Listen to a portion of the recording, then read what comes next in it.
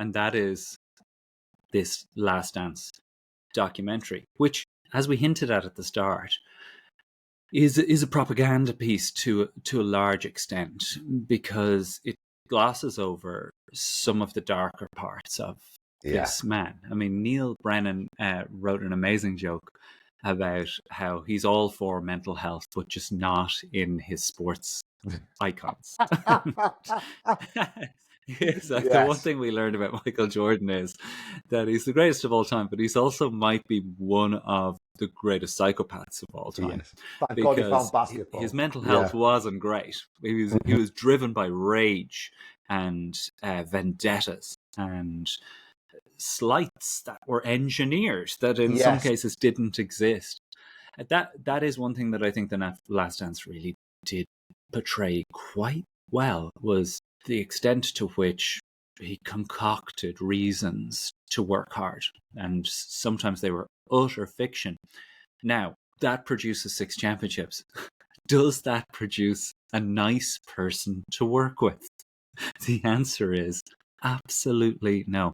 I would say he's the greatest of all time in terms of shit colleagues.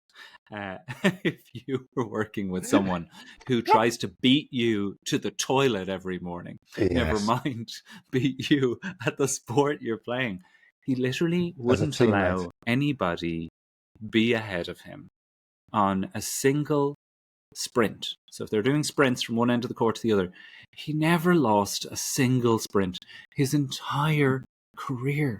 Like, think about the mania of that. Yeah.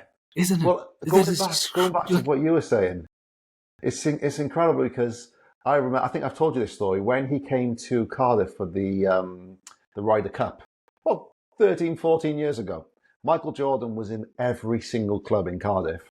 And for me, as a childhood hero, I stayed away from every club because I didn't want to meet him. Because I knew if I met him, I would just be so disappointed. And because he would just push me away. He just pushed me away, and I just thought, keep the heroes as the heroes.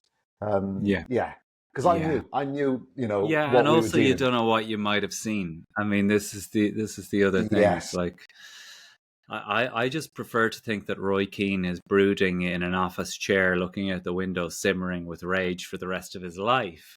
Yes.